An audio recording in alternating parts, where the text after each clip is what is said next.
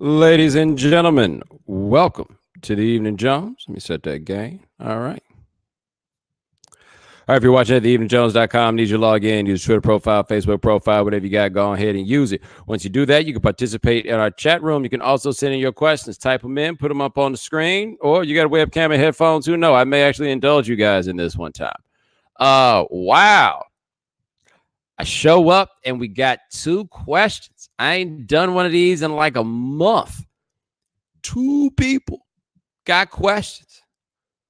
Need y'all to put in y'all's half, man. Come on now. I can't answer your questions if you don't ask me no questions. You understand? All right. Trying to think anything like fun and quirky done happened in life since the last time I talked to you guys. I like to try to give you guys a little bit of something about my life. In the meantime, I'd give you a lot less than I used to. So I try to at least just give you things that I happen to see in my travels here in New York City. And I got to say, it's been a fairly mundane month. Like, it ain't been really like that wild out here in these streets. That can't possibly be the case. Somebody had to do something strange in New York City while I was out here. It has not happened. And as, by the way, I try to use this as an excuse to stall so y'all can send in some more questions. Oh, there we go. We've got a question. I think I'll just get started with a question. You heard about the Charlamagne Yee Gucci situation. Do you think interviewers have a responsibility to defend their co-hosts from getting called out their name, even if they don't consider them to be a friend outside work? I did see this. Now, Gucci Mane was in New York making the rounds, promoting his album. He stopped by and talked to me on the right time. You ought to go check that out. It's a pretty entertaining podcast that ESPN produces. And then he went over and he talked to Charlamagne. And I feel like everybody had to know what the deal was when he was talking to Charlamagne, but he wasn't talking about the whole crew, talking to the whole crew. And the reason I say that is we know he don't like them. We've been knowing he don't like them. That is why I would presume that Charlamagne wound up being the person to do the interview by himself, because everybody involved understands that Gucci don't really rock with Angela Yee and not even with the Envy dude, but definitely not with Angela Yee, because they had this weird thing where Gucci, did he say this even to her face, where Gucci was acting like she was trying to holler at him? Y'all remember that? I don't even know if that's true. Angela Yee say that's not true. Gucci absolutely puts it out there as if that's the case. Anyway, Gucci did this interview with Charlamagne, and he referred to Angela Yee in the interview as a punk-ass bitch. And what I found to be, linguistically interesting about that is, obviously people call women bitches often, and we all understand the connotation and what's the problem with doing so. But normally when somebody is referred to as a punk-ass bitch, that is typically directed toward a man. You think about that for a second. You ever heard a woman get called a punk-ass bitch before this? Because I don't. I can't think of one time that I've heard a woman referred to as a punk-ass bitch, which tells me that, man, Gucci has a really passionate distaste for this woman. Now, the reason that I bring that up is fairly simple, which is, if I had a show with a woman and I interview somebody and he calls her a bitch, I do believe that I have an obligation to say something about that, right? I think that that's a fair point. That is not. I mean, man, remember when Kanye West did that song where he's talking about Taylor Swift, where he mentioned Taylor Swift, and he said, I made that bitch famous, and people are basically hitting Taylor Swift with the, oh, you need to get over it. And my thought was, I don't feel like I'm in the right position to be out here telling somebody how they should respond to be called a bitch, especially not a woman. I'm not here to tell a woman how she should feel about some man calling her a bitch. I can't think of really the circumstances where I'm looking at a woman and being like, yo, you should just put up with that. You know what I'm saying? That's me. I'm not there. But again, this one gets weird because he called her a punk ass bitch. So if somebody did some interview with Pablo or whatever, and they called me a punk ass bitch. I don't know if Pablo is necessarily obligated to fight back on that. I mean, I guess I kind of would like him to, right? But I don't know if that's like an obligation necessarily. But even if it's not an obligation, I 100% understand why it is that if I was Angela Yee, I would absolutely want somebody to say something about the fact this dude called me a punk ass bitch. I don't care if we friends or not. Right? Like, come on, man. That ain't what's hot in these streets. So, yeah, I don't know. I mean, can you be mad at her for being mad? I think is ultimately what the question comes down to. Could you be mad at her for being mad? Because I couldn't. I get it. I see what she's talking about.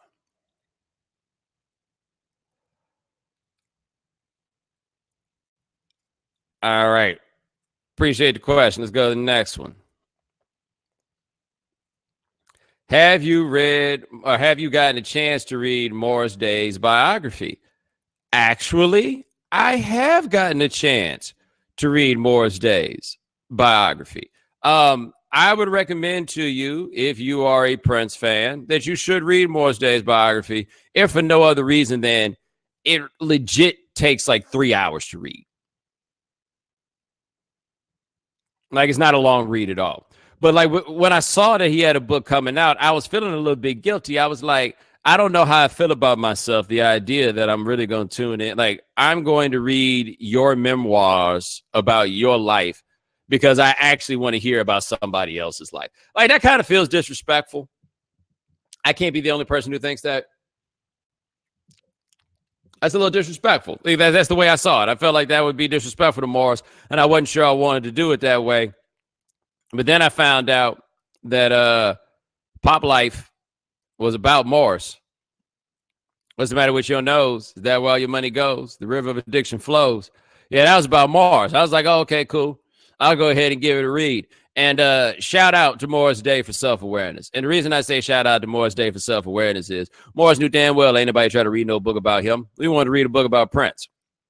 And so what he basically gave us was a book about Prince, his experience coming up with Prince.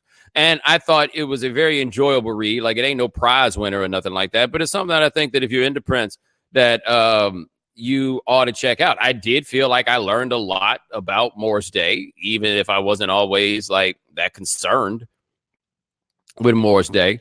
But one thing that was interesting about it is, again, the self-awareness, man. Morris seemed to understand at every turn, like, I'm hitching my wagon to this dude, and whatever this dude says, this is what I'm going to ride with. All right, this is it right here. One point that Morris made, and this isn't giving anything away in the book. I think that I can discuss this here, but Morris views Purple Rain, or like his character in Purple Rain. Basically, he sees the ending of the movie as his character being humiliated. And it's funny because I don't think of Morris as getting humiliated at all. Now, maybe part of the reason why I don't think that Morris gets humiliated in that movie is I don't think that I didn't view Morris as a character to be taken seriously in the first place. Does that make sense? So maybe that's why I don't think of the ending as him being humiliated. Like, I think it's funny when you get to the end and it's Baby I'm a Star. I think it's Baby I'm a Star. It's either that I Would Die for You. I think it's Baby I'm a Star. Either way, and Morris in the crowd pumping his fists, they getting it in.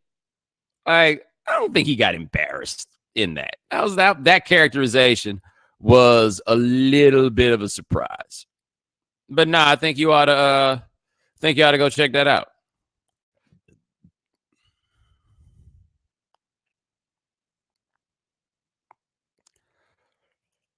Appreciate the question. Let me see what else we got here.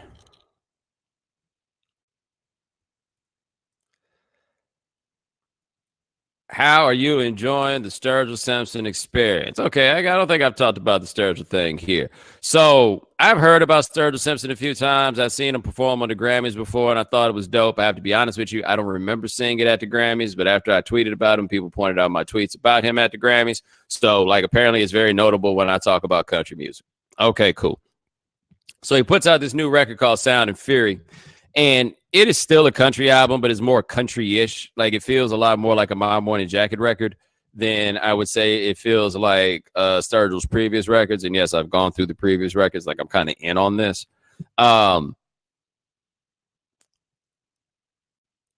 one, I don't listen to country music. Like I can't even be out here like I don't listen to a lot of country music. No, I don't listen to country music. Like I can give you a handful of songs that I can point to, but that's just not my bag. I ain't throwing no shade at it, but it's not really my speed. So this is easily the most that I've immersed myself in listening to country music is in running through these three Sturgill Simpson albums that I've been running through. Sound and Fury, The Sailor's Guide, was Sailor's Guide to the Universe or something like that? Sailor's Guide, that part I know. And what is it? Meta Music, whatever. Hey, look, I ain't here for the titles, whatever. Anyway, yo, man, this dude can write a song, man. He got this joint called Oh Sarah, and he's got that line, sometimes I might act a little crazy, but goddamn, crazy is how I feel. And I was like, whoa, that's a monster. Like, that made me a lot more empathetic to a lot of people that I may have called crazy before. Made me wonder how many times that's been the way that I wanted to explain it. I don't know, but I was like, that was a mean line.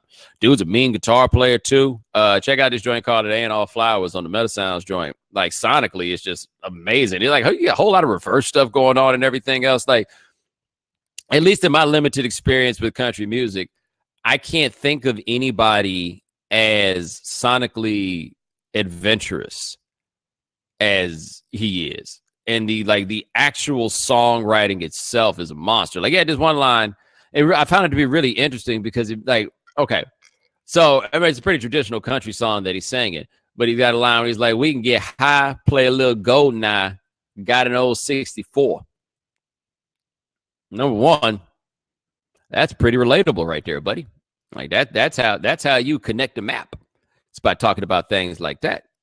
But what made it interesting to me is he was talking about it like the way that people talk about like the jukebox, where you hear the songs talk about how we used to do things back in the day. And it was so wild to me, like for it to hit me like, damn, a Nintendo 64 is like an old school device in the way that like a quarters jukebox would be in the 1990s.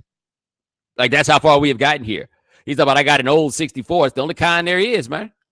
And it then makes sense to hear somebody sing in a traditional country song about his old 64. That's how far we are. That's how far we are. So, I recommend you check them joints out. Like, even if country ain't really your speed, I really do think you ought to give it a run. It's pretty good stuff.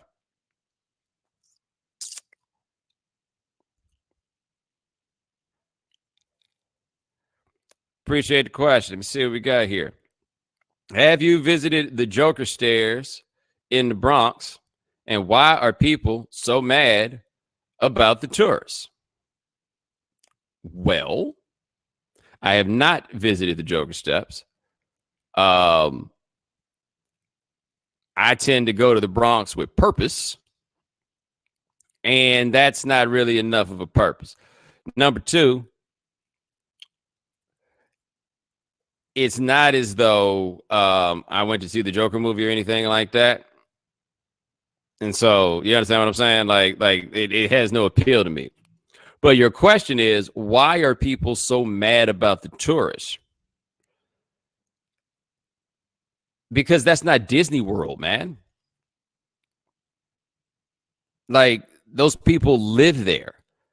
And I could totally understand it being annoying when people who have spent a significant portion of their lives trying to make it such that they never have to interact with you are pulling up in their Ubers and running up to take pictures on these stairs. And they don't even want to be in the neighborhood long enough to go to the damn bodega. They just want to take that picture and then they want to get the hell out of there as quickly as possible.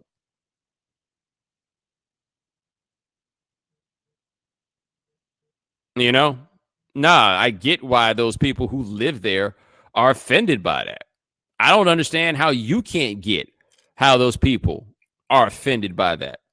Like, that's their neighborhood. They are people, you know? And all their neighborhood is useful for to you is either to A, eventually like invade it and take it over, or B, just take pictures on the steps. Come on, man.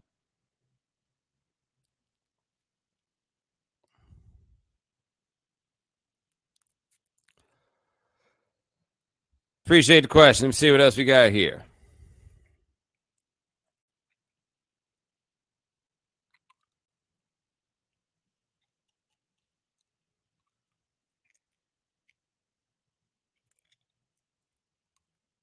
Yeah, I can answer this.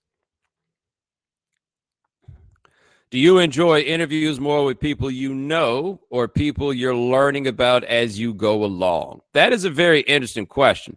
And you talk about the things I do for the other podcast for the right time. And so I don't really look at that as kind of a comparative sort of thing because the purposes are so completely different. So if I got somebody like my man Vinny at Yahoo to talk about the NBA or something like that, it's enjoyable largely because I enjoy talking to him, right? Like this is something that we do all the time. And now we just kind of doing it on a microphone. So there's that. And so there's a different like level of comfort, obviously. And so what you're getting out of that is really just going to be a conversation. Like I don't even think an interview is a fair way to put it. Like when I got Foxworth on, that's not an interview, man. That's a conversation. We just going back and forth shooting shit. Like that's all that is. But when we start doing these interviews and we start learning about people, I think I've said this in other places, but if you don't know this, I spent 4 years doing interviews with Dan Le Batard, and I was really just riding shotgun on those. And that was fine, to be clear, because Dan's so much better at it than I was. So like Dan does the heavy lifting and I just pop in here and there. But what I was really doing was kind of serving a 4-year apprenticeship with a master. And so when we decided to turn The Right Time into a podcast, like I see interviewing, well, more saw at this point, but see is still fair. I see interviewing as a hole in my game, right? It's something that I need to get better on. And so as we've done these interviews with these different people, it's been for me as much as anything else about getting better at it. And that I think I have done. You know, like I look at some of these that we get and like some of the quality of conversations we get. And honestly, for me, like some of the respect that I feel that I get from these cats I don't even know, but they walk in and they know my work and thereby they respect it. Like that feels good, you know, like I'm not one for doing a whole lot of like patting myself on the back of stuff, but I am like personally kind of proud of what I believe is my own personal improvement in that area. And I hope you guys have enjoyed the interviews that we're doing over there. I think we've done some good ones. And I hope that some of why those interviews has been good is because I have gotten better at doing those interviews. Somebody said, think you'll ask them about their worst moments in life like Dan does. Nah, man. Me and him, Dan want to know different stuff than I do. Like Dan wants you to show that you just like the rest of us and have miserable moments. I, as you know, don't do recreational sadness.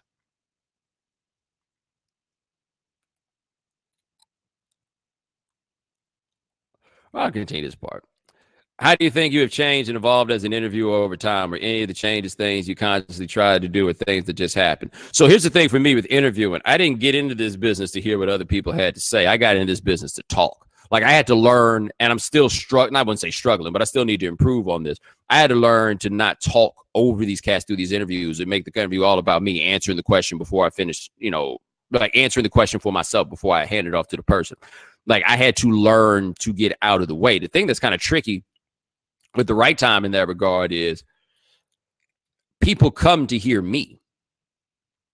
And so as much as I think that a good interview or what an interview should be is me getting out of these people's way and letting them shine, what we have found in a lot of cases that the audience would much rather, I don't say much rather is too far, but the audience would often rather hear from me, you know, and it's kind of a balance because to me, an interview was about the other person.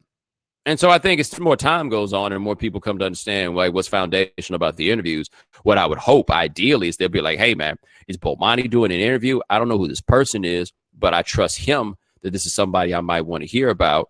And, you know, I want to hear how he gets that person on the other side of the table to share. That's what I would hope.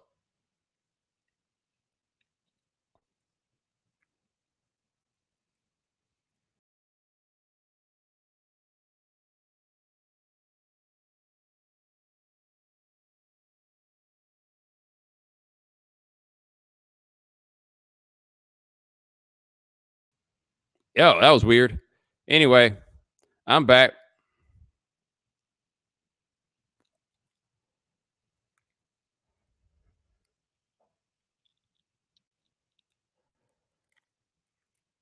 Let's see. Let's see. Let's see.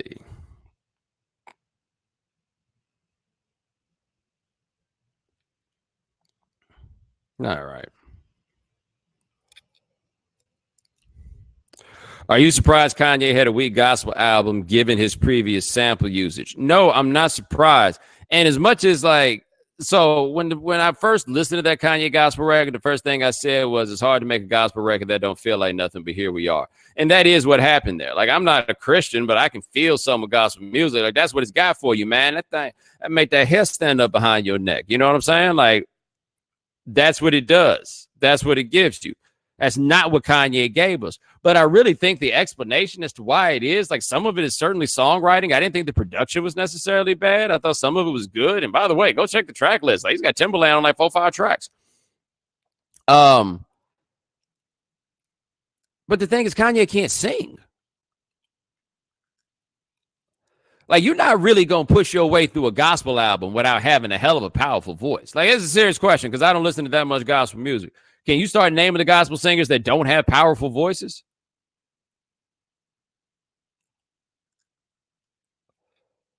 And that's kind of a requirement, right? Like you got to be able to put some gas behind that. And Kanye can't. Like he's just not qualified to do such a thing. So then what you then left with is what the ideas and the songs that are being written that are underneath it. And this dude's talking about you my number one with a lemonade. All right, I don't know. Malcolm West says Lecrae doesn't sing. Okay. I think you understand what I'm saying here in large part. Because there is a little bit of rapping that's on here. There is. But Kanye trying to do that singing too. But he ain't a great rapper either. And so you could mention Kirk Franklin. Kirk Franklin's not a singer. I know, like who's looking to Kirk to sing? And it was like Kirk's just a gospel hype man. No, Kirk is a brilliant musical producer. Like Kirk runs the choir, basically. Like I can't believe, like I'm not looking at Kirk Franklin as a performer in that way. Like, that's silly. Let me find the other silly things that people are in here saying. It's like, are we looking at his Christian rap? I mean, kind of at points. I don't know. Like, but I found it to be a wholly unremarkable record. Right, that's it. Like, I don't need to shade it or like throw all this crazy. Like, it's in nah. And somebody saying he's '90s Diddy for gospel. Nah, man, because Diddy, that Kirk Franklin is still a musician. Diddy's not a musician. Kirk Franklin absolutely is. And as I've said before, Kirk Franklin got harder drums on his tracks than Kanye got on anything other than Yeezus.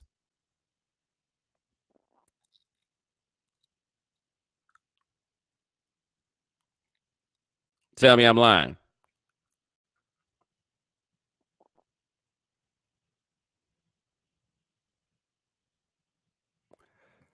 All right, so this guy then asked, do you think Kanye is really a genius or is he a guy used to being the smartest guy in a room of dumb people? One, I don't know if he's the smartest guy in a room of dumb people. Two, like what kind of genius are we talking about here? Like, do I think that Kanye's a real life genius? No. Like, you mean like a thinking, talking, like intellectual idea genius? Do you think he's a genius? And if you do think he's a genius, do you think that I would think that he's a genius? Like, serious question. Like, given what your perceptions probably are about my ego and how I feel about myself and how I feel about my brain, do you think for a second that I think Kanye West is some kind of goddamn genius? Dude, about watching Zane Lowe interview. Why? Why? You act like I ain't been listening to Kanye talk for 15 years. No, he is not a genius. He had about a 7-year run of ingenious music, though.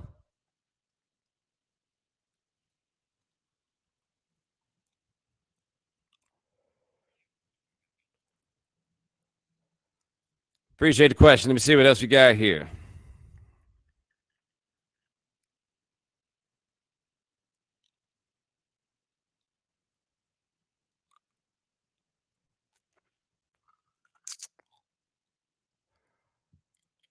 Are you a fan of Power? In the future, do you think it'll hold up against a classic like The Wire?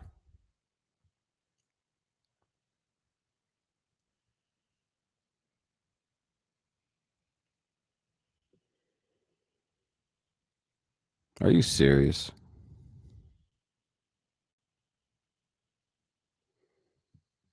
No, really. Are you serious? Like, I've watched like a little bit of one episode of Power. And I'm going to ask you this, Brittany. When you watch Power, do you say to yourself, yo, in the future, this will hold up against a classic like The Wire? I'm just curious. Do you say that? Because I ain't heard nobody that watches Power say that. Okay. Just checking.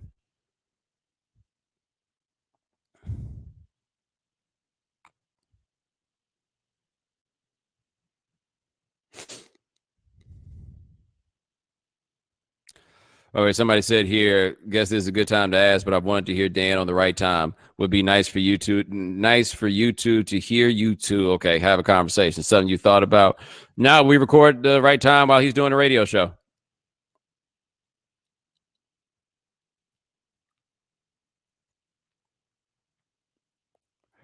See, another question here. Guy says, are we about to get suckered into $250 noise canceling AirPods, or have we put the Apple narcotic down? I don't know. Here's the problem, Doug. You have to remember something. I'm rich. Like $250 headphones, I've done that a few times. I don't know about y'all, though. No disrespect.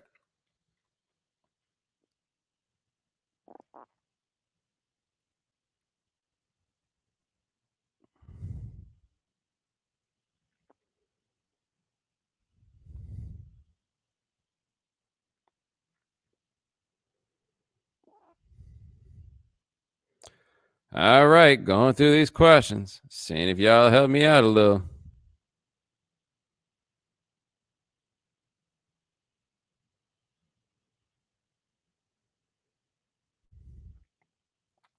I'm moving to Harlem for a new job next week after 2 years in Harlem. Is there anything I absolutely need to know? If you think that public transportation is going to get you around in Atlanta like it did when you was in New York, son, you are in for a rude awakening. Also, what's the MARTA looking like these days? Like, I ain't been on the MARTA in a very long time because, you know, white folks is going all kinds of places they used to not go in Atlanta. Like, some of them places got trained. It's a little shocking, the things I'm hearing about the place that white folks are turning up in Atlanta these days.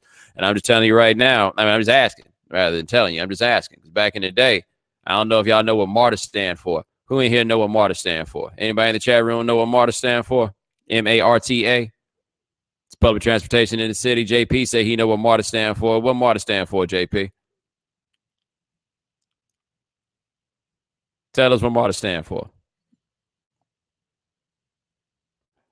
Look like JP don't remember as well as he did. There we go. Well, he almost got it. Not quite.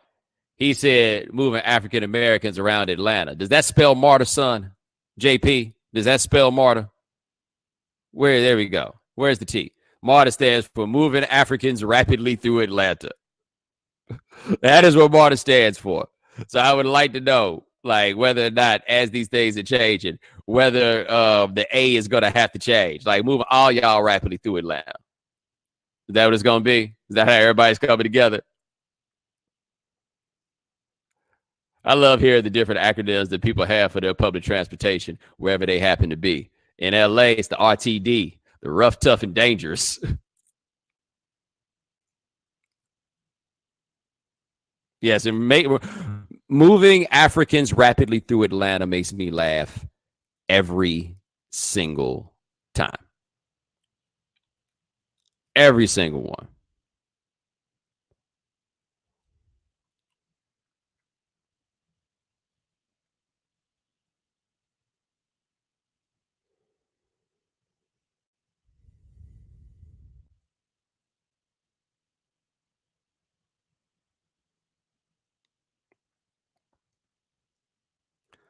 I saw that there was a Sopranos con going on with former cast attending, etc. Would you attend a Wire con? Absolutely not. And let me tell you why I would not attend a wire con. I know that different people go to these different cons and different people dress up at these different cons. But in my travels in this world, you know who really, really, really likes to dress up for these sorts of cons? White people. White people appreciate costumes in a way that my people do not. And white people have a dedication to accuracy on these costumes that quite often can get them in a position to get their asses kicked. And I can't think of a place where there would be more likely that a costume might get your ass kicked than at a wire con. Because dressing up like the white people on the wire, how much fun is that really? Like, is it fun to dress up like Carcetti? Is it fun to dress up like Rawls? Right? All the white folks basically just wear shirts and ties, except for the white folks on the docks, but y'all act like y'all don't like them, right? So what's going to happen? You're going to have white folks trying to take this the extra mile. You're going to have a bunch of white folks dressing like Omar. You might have some that tries to get a little cute with it, go with a brother Mouzon, maybe Bubbles. But they ain't just going to stop at the clothes now, are they? I mean, some people are going to stop at the clothes. But they ain't all going to stop at the clothes. That's right. Somebody going to just go one step further. Put a little touch of paint on. You understand what I'm saying? And then you know what's going to happen? Big G going to roll up. That's right. You're going to have, in fact, that's what's going to happen. You're going to have some white dude show up there with that paint on his face and some cornrows. And he going to be like, yeah, I'm Slim Charles. And then he going to see Big G and be like, yo, you the real Slim Charles. And I don't really think it could go either way with Big G. It could go either way with Big G. Shout out to everybody that understands why I'm calling him Big G, by the way. We have not reached the point where Big G is Slim Charles to me. He's still Big G. Anyway, like I say, I don't think I would want to attend that. Just because we like the same TV show don't mean I want to hang out with y'all.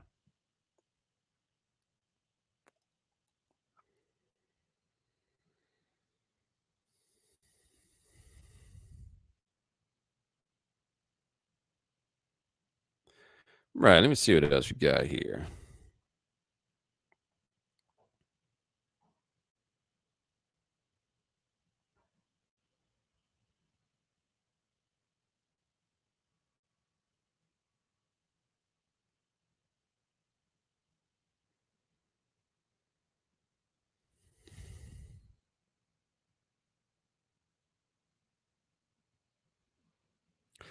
How does OJ keep it cool with all the jokes thrown at him on Twitter? Who are the people he said he needs to get even with? I mean, you can ask OJ about the get even part. My guess is OJ is not reading Mention the First. That would be my guess. Like, I mean, I see some of the videos that OJ puts up, and it's kind of interesting because, you know, not everybody's comfortable talking about the fact that OJ is out here doing these videos. OJ out here trolling, man. Trolling. Like when Antonio Brown got caught in that situation, OJ was like, I'm going to give you some advice that I've gotten from some of the great legal minds. Don't say anything. And I'm like, oh my God, OJ, you are just trolling these people. Yeah, I'm looking at OJ's timeline right now. OJ ain't touching this account. OJ ain't doing nothing but recording these videos, and then somebody else is putting them out. So you can say whatever you want to OJ on there. OJ is never going to see it.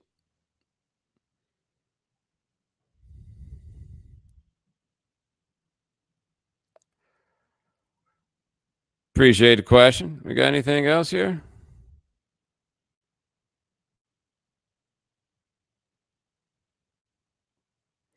All right, I'm trying to get y'all to 45 minutes worth of content, but I ain't really got that many. 45 minutes worth of questions.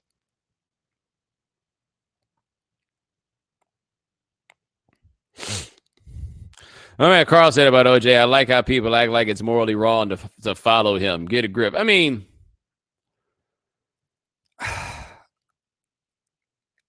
you can't blame people for that, right? There's reason to believe that OJ killed a couple of people. Now, granted, is OJ the only person to get away with killing a couple of people? No, he is not. Is he the person who got away with killing a couple of people that leaves people the most incensed? Yes, he is. But he did kill a couple of people. And I can understand that people have decided that they're not going to let that one slide, especially as he has kind of taunted everybody about the fact that he got away with killing a couple of people. I can't be mad at people if they decide that's something they don't want to support. I get it.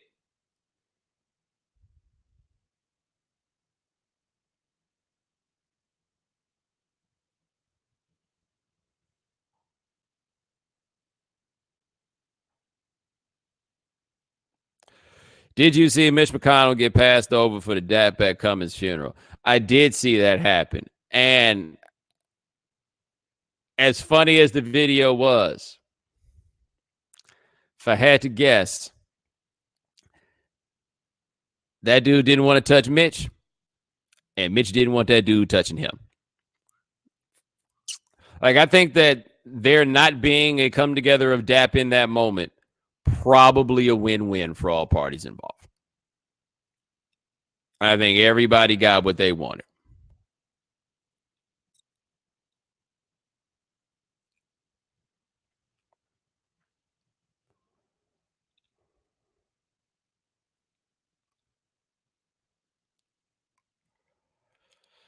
All right, appreciate the question. Let me see. We got any more? We got any more? We got any more? We got any more?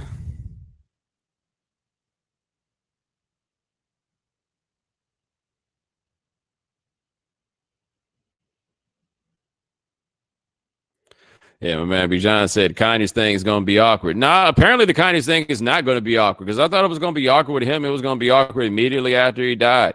And people have decided that they're just not talking about the end. The thing is, the end contained a whole lot of the previous time period also. But I have been surprised, at least from what I've seen, it's been kind of muted talking about how it ended for him.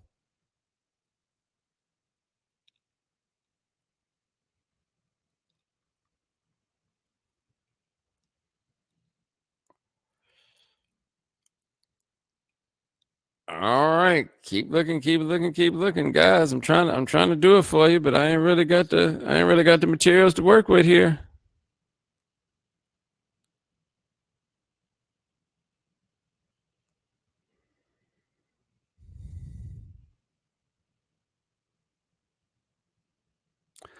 Has anything struck you from the first primary debates? Man, I ain't really watching them, dog. No disrespect.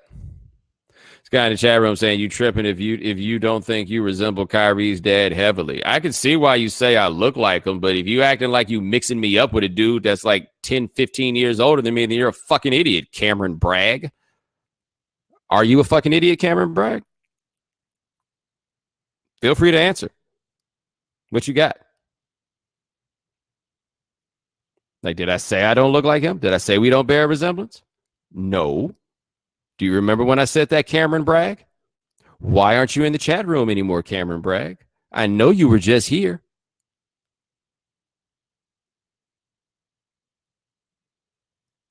Are you an idiot, Cameron Bragg?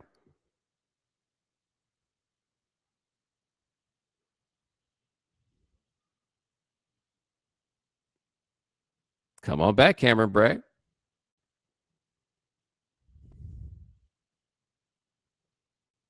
I just don't know why I look like everybody. I'm so afraid of who's going to commit a crime someday. And the thing about it is, if I do look like somebody, I'll give it to you. I even took a picture with Keith Boykin once. I be seeing him around all the time, by the way. But I even took a picture with Keith Boykin once because everybody's like, I looked up on CNN once. I was like, oh, yeah, I see how you could think that that was me. Got you. Y'all just be pulling everybody out, though. I can't understand why I don't find this to be nearly as entertaining as the rest of you.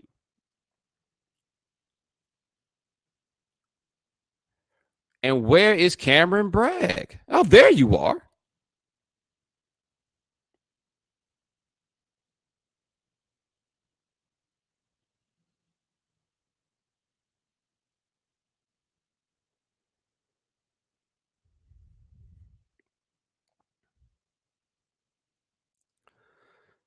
All right, next question. What's up in California cutting people's power off? How about what's up in California having 80-mile-an-hour winds?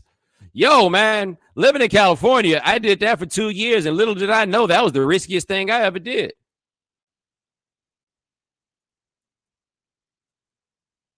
Yeah, man, it's wild out there, bro. It's wild. Woo, woo. Yeah, yeah. Like they're cutting the people's power off. Apparently, I mean, you saw what happened the last time. They're afraid of getting sued. It's a lot going on out there.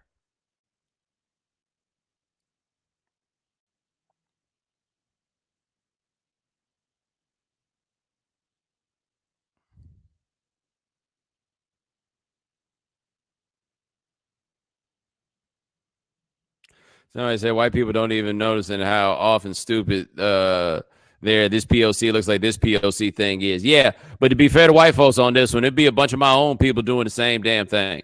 Like it ain't just them. Although white people be pulling some like completely out of nowhere, but so do black people. Like I don't know what it is. Like I like insert person looks like insert person. There's a wide variance on what makes people like human beings think that happens. I don't fully understand. I got people out here talking about I look like DMX. I'm skinny. He smokes rocks. It ain't the same.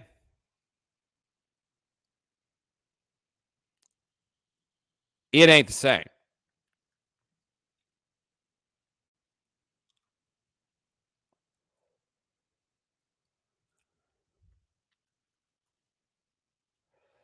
All right, let me see. I got anything else for y'all? I got anything else for y'all? I got anything else for y'all?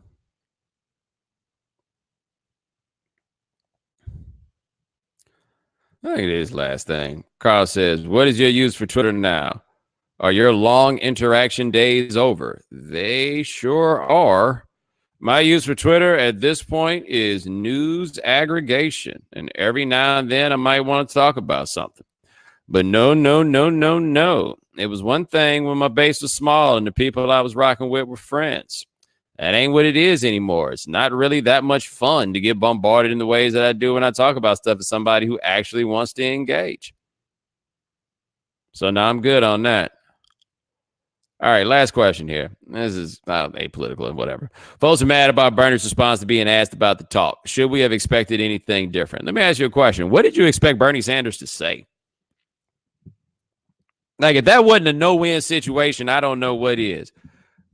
Bernie, how would you tell African Americans to handle encounters with the police?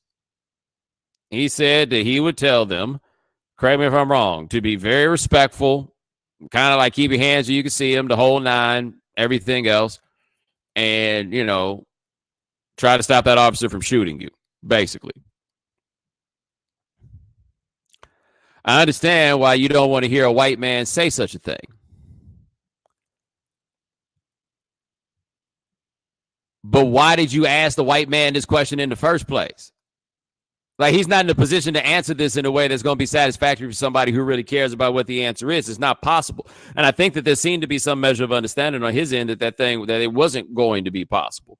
However, I have to say, just about everything that Bernie said is what I do when I'm interacting with the police, and it wasn't because some white man told me so. It's like the best strategy I got. It's like the best option. Like this is what I go about. But there's no right answer for that one, right? How do you go about a police stop? So you say, hey, be as respectful as possible. Well, they still shoot you if you're being respectful. Okay, cool. So what do you want me to say? Be disrespectful? Well, act like the white boys on YouTube who be out here breaking bad with the cops that don't know nothing happened to them? I don't think you want to recommend in that. So, like, really, what is the right answer? Because I've been looking for the right answer forever, and I don't have it. So I don't know why you think Bernie Sanders would.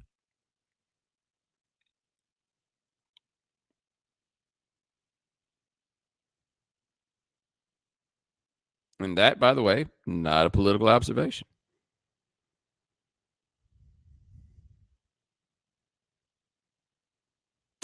And on that note, ladies and gentlemen, Thanks so much for joining us here on the Evening Jones. We do this thing, well, I normally say about once every week or two, but it's been like 3 or 4 since the last time I did it, so I don't want to get to lying to you. My man Lance Gilliam handles everything behind the scenes. Thank you, sir. Remember, if you cannot watch the Evening Jones live, subscribe to the podcast, subscribe to the iTunes Store, subscribe at Stitcher Radio. Check us out at SoundCloud. We are also at the Google Play Store. All right, I'll talk to you guys in a little while. Take it easy.